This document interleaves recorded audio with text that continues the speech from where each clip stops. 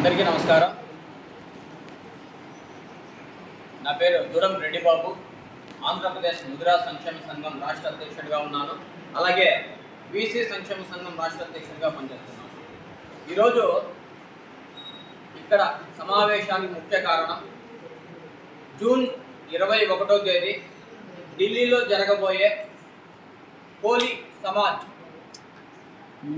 జాతీయ ముద్రా సంక్షేమ సంఘం ఆధ్వర్యంలో జరుగుతున్న భారీ బహిరంగ సభకు రాష్ట్ర వ్యాప్తంగా అలాగే మా తెలుగు రాష్ట్రాలు రెండు కలుపుకొని అన్ని రాష్ట్రాలు దేశవ్యాప్తంగా జరగబోయే మహాసభను జయప్రదం చేయవలసిందిగా రామ్నాథ్ కోవింద్ గారు మాజీ రాష్ట్రపతి వర్యులు పిలుపు మేరకు, అలాగే హిమాచల్ ప్రదేశ్ ఎంపీ ఎక్స్ఎంపీ వీరేంద్ర కశ్యప్ గారు ప్రెసిడెంట్ నేషనల్ ఎంపీ జాతీయ అధ్యక్షులుగా పనిచేస్తున్నారు. అలాగే వర్కింగ్ ప్రెసిడెంట్ భూపతి గారు వీరి పిలుపు మేరకు జరగబోయే జాతీయ బహిరంగ సభకు ముఖ్య అతిథిగా ఢిల్లీ ముఖ్యమంత్రి రేఖా గుప్తా గారు వస్తున్నారు.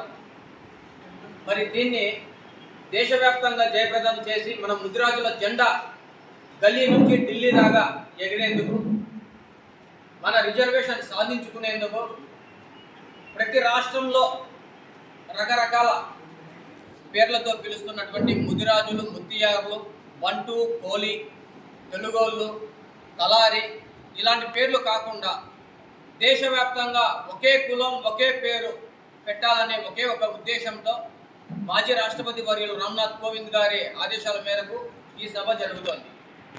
అయితే ఈ రాష్ట్రం నుంచి కూడా ముదిరాజులు, ఆంధ్రప్రదేశ్ ముదిరాజుల సత్తా ఏంటో మనం అక్కడ మన జనాభాను చూపించి మా లెక్కలు మేము ఇంతమంది ఉన్నాం, 2019 నుంచి 2024 వరకు జరిగిన వైఎస్ఆర్ కాంగ్రెస్ పార్టీ 1,80,000 మంది జనాభా చూపించింది ముదిరాజుల రాష్ట్రంలో. తెలుగుదేశం ప్రభుత్వం 2024 అధికారంలోకి వచ్చాక 3 లక్షల మందిని చూపించింది. మరి వైఎస్ఆర్ కాంగ్రెస్ పార్టీ ఇచ్చినటువంటి లెక్కలు కరెక్టా లేక తెలుగుదేశం ప్రభుత్వం తీసినటువంటి లెక్కలు కరెక్టా అని ఈ ప్రభుత్వాన్ని కూడా మేము ప్రశ్నిస్తున్నాం.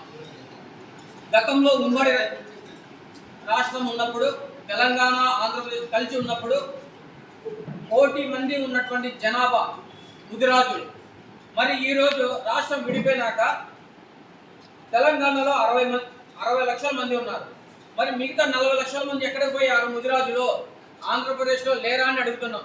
మరి 1,80,000 లేక 3 లక్షల మందిని ఎందుకు చూపిస్తున్నారు తప్పుడు లెక్కలో? దీనివల్ల మా రిజర్వేషన్ మీరు అనుభవించేదానిక లేక మా ఉద్యోగాలు మీరు పొందేందుక లేక ఆంధ్రప్రదేశ్లో ముదిరాజులు చాలా తక్కువ మంది ఉన్నారు, ఆ రిజర్వేషన్ ఇతరులకు మళ్లించేందుక? మరి ఏంటో మీ వైఖరి తెలియజేయాలి. ప్రతిసారి బీసీలు అంటే బ్యాక్ బోన్ అంటున్నటువంటి ఈ ప్రభుత్వ అధికార పార్టీలు మరి ఎందుకు మమ్మల్ని నిర్లక్ష్యం చేస్తున్నాయి? బీసీలను, ముదిరాజులు మరి అత్యంత కులాల్లో, బీసీ కులాల్లో అత్యంత వెనుకబడినటువంటి కులం ముదిరాజుల కులం. ఈ ముదిరాజుల కులం వీరికి రిజర్వేషన్ కావాలి, వీరికి ఉద్యోగాలకు ఉపాధి కావాలి, వైద్యం అందాలి, ప్రభుత్వంలో పనిచేస్తున్నటువంటి గవర్నమెంట్ ఉద్యోగస్తులకు ముదిరాజులకు పదోన్నతలు కల్పించాలి, అలాగే ప్రైవేట్ సంస్థల్లో పనిచేస్తున్నటువంటి వారికి రిజర్వేషన్ అమలు చేయాలి. మరి ఇవేమీ చేయకుండా మాకు మాత్రం ఓట్లు కావాలి, మీ ఓట్లన్నీ మాకే కావాలి అని మా వాళ్ళను ప్రలోభాలకు గురి చేస్తున్నటువంటి ఈ రాష్ట్ర అధికార పార్టీలు ఉంటే తెలుగుదేశం లేదా వైఎస్ఆర్ కాంగ్రెస్ పార్టీ, ఈ రెండు కూడా బీసీలను మోసం చేస్తున్నాయి. అలాగే ముదిరాజులను ఓటు గంపగా వాడుకొని వీళ్ళకు అవి చేస్తాం ఇవి చేస్తాం అని చెప్పి ప్రలోభాలు చేసి ఎలక్షన్ అయిపోయినాక మళ్ళీ 5 సంవత్సరాలు మాత్రం పట్టించుకోవడం లేదు. మాకు ముఖ్యంగా కావాల్సింది ఇప్పుడు బీసీడీలో ఉన్న ముదిరాజుల్ని బీసీఏలో చేర్చండి అంటున్నాం. మీరు చేర్చేలోపు మా రిజర్వేషన్ పెంచాలి, మీరు బీసీడీ నుంచి బీసీఏకి చేర్చాలి, అలాగే రిజర్వేషన్ పెంచాలి. లేకపోతే బీసీడీలో 7% ఉంది, బీసీఏలో కూడా 7% ఉంది.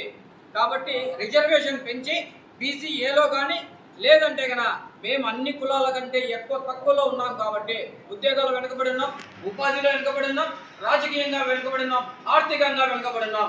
కాబట్టి ఎస్సీ సామాజిక వర్గంలో చేర్చాలని కూడా ప్రధానంగా డిమాండ్ చేస్తున్నాం. అట్లా చేయని పక్షంలో రేపు ఢిల్లీలో జరగబోయే బహిరంగ సభలో కూడా ఈ ప్రస్తావిస్తాం. మాజీ రాష్ట్రపతి వర్యులు వారి చొరవ తీసుకొని రామ్నాథ్ గారు ఎస్సీ సామాజిక వర్గంలో చేర్చి రిజర్వేషన్ పెంచి ముదిరాజు కులాన్ని ఆర్థికంగా, సామాజికంగా, రాజకీయంగా, ఉద్యోగపరంగా ఆదుకోవాలని డిమాండ్ చేస్తున్నాం.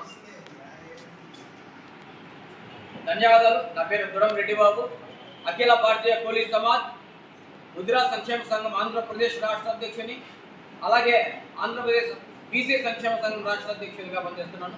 అందరికీ ధన్యవాదాలు. అలాగే రేపు నెల జరగబోయే 21 జూన్ ఢిల్లీలో జరగబోయే భారీ బహిరంగ సభకు ప్రతి ఒక్కరు తల్లి రావాలని, స్వచ్ఛందంగా వచ్చి ఆ బహిరంగ సభను జయప్రదం చేయవలసిందిగా కూడా కోరుతున్నాం. జై ముదిరాజ్, జై ముదిరాజ్.